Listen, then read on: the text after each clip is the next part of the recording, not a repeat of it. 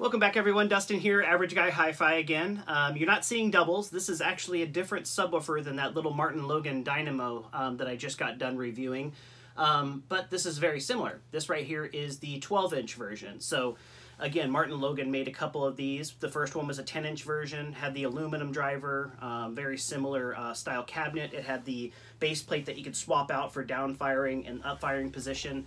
I won't do it with this one, but this is because this one's heavy, but this one right here is the bigger brother. This is the Martin Logan Abyss. So this is basically that same subwoofer with a bigger amplifier, a bigger cabinet, and a bigger woofer, obviously. So this is a 12-inch version.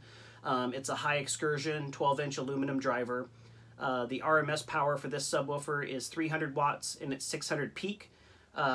I made a video a long time ago, if you guys search my channel, but it's called, if you type in dual Martin Logan Abyss subwoofers, I had two of these in a house that I used to live in, and I just wanted to send the Excursion to another forum member, so I ended up recording that video, and then I posted it on YouTube, so it's like my first video, I think. So, anyway, we'll keep these videos short again. What we're going to do is we're going to pop over there into that, into my room, and then we'll get it all calibrated, and then I will show you guys this thing in action, and then we'll pop back over here, and I'll give you guys the Average Guy Hi-Fi score. So, again, I'm going to play the same movie that I played last time, which is Overlord. So far I've reviewed 3 Martin Logan subwoofers. So I reviewed the Depth Eye, which actually somebody ended up buying yesterday from me.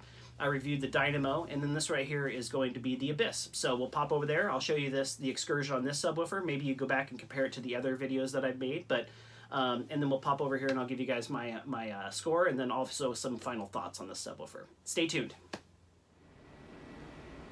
All right, everyone, got the Abyss subwoofer set up. So again, this is an LG OLED TV. Those are Definitive Technology Mythos ST towers. And then over here behind my little lighting is the subwoofer in question here. That is the Martin Logan Abyss 12-inch subwoofer. So the movie that we're going to be watching again is, just because all the Depth Eye review that I did and the Dynamo review that I just did were all on Overlord, the movie, in 4K. So I figured I'd just keep it consistent and play the same scene for that as well. So now is the part that most of you guys enjoy, and it's the subwoofer Excursion. So here we go. I will hit play. It's negative 20 dB on my receiver. The subwoofer is set to about halfway on the volume dial, and then it's set pretty far down in Odyssey. So here we go. Let's hit play, and we'll show you this subwoofer bounce around a little bit. That little pink dot on there is just to show you guys a little bit of Excursion. I figured the white woofer might be a little washed out. So here we go.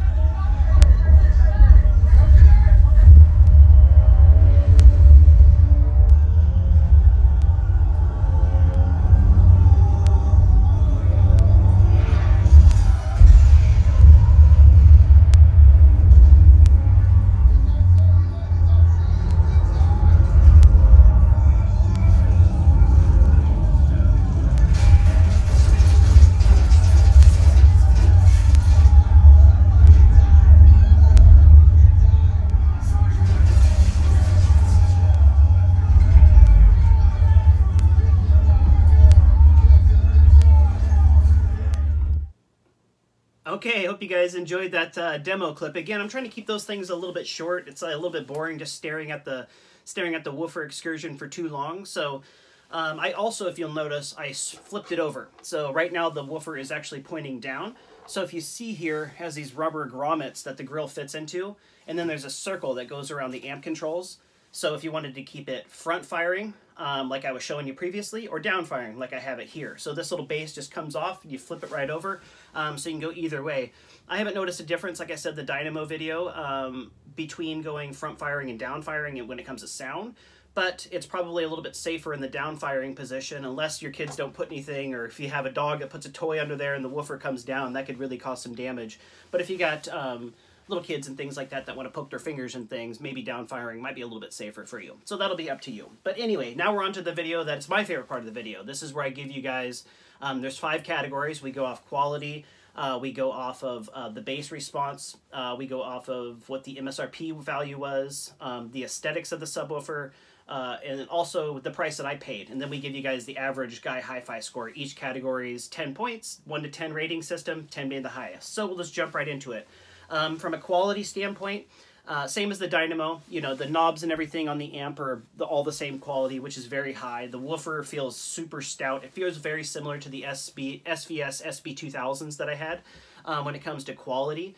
So I had gloss on the SB2000s though, and I like that better, but this has like a nice heavy-duty matte finish on it as well. So when it comes to quality, I gave it a 9 out of 10, very high score there. When it comes to the bass response, gave it an 8.5 out of 10. Again, that's another very high score for the way that I do things with the average guy hi-fi score. The bass dug very deep. You can tell the difference. I should have kept the dynamo and compared them side by side, but you can definitely tell that this thing had more rattles in my room. My kitchen opens right up into it, so you can hear the dishes kind of rattling around when it comes to the 12-inch versus the 10-inch in the dynamo. So bass response, I gave it an 8.5 out of 10.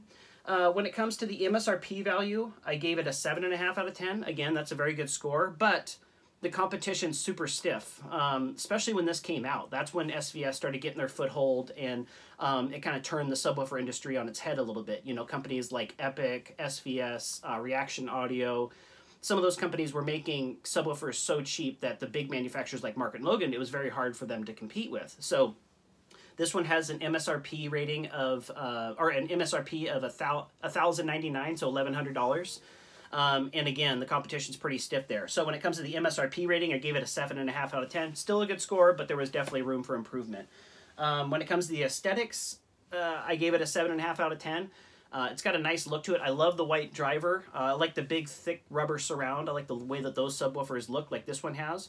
But again, it's just a very simple box. Not going to knock your socks off when it comes to how it looks in your room.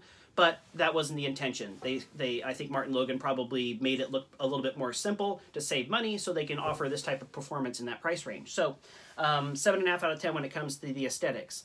Now, the average guy hi-fi price paid, so that is basically, I ended up getting it for $350.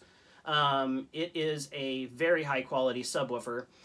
It's just, I've had better deals, so I gave it a 7 out of 10, which is still a good score, but I've just had better deals on subwoofers. That little dynamo that I tested was $80 to give you an example. So $350 for the Abyss, and I paid $800 or $80 for the dynamo. I would much rather have 4 dynamos than one single Abyss. So 7 out of 10 when it comes to my price paid. So that all averages out to 39.5 out of 50, which is a 79%. Again, a very high scoring subwoofer. I got a lead on a Sunfire HGS12, I believe the name of it is. Might be picking that up tomorrow. This one's already sold. I think one of the subscribers out there reached out, and I think that's what's been happening with my channel. People are subscribing to my channel so they can get the deals that I'm kind of spreading on. I am adding a little bit of money, full disclosure. I'm not flipping these speakers. Now, there might be a time where I get such a good deal that I will flip it for a little bit more, but I'm trying to keep it pretty close to the price paid, minus travel time plus gas, or added travel time plus gas, because I'm kind of doing this at night, grabbing these things at night, doing porch pickup, staying safe, all that stuff during the coronavirus situation, but I'm trying to keep it so I'm not flipping the gear. I'm trying to pass the savings on, and then hopefully that'll help me grow the channel, which I think it will. Already the feedback's been great. People are asking me questions. I'm getting messages. It's just, things are going the way that I was kind of hoping they would. And I'm going to start picking up momentum. Again, the plan is to try to do two videos a week.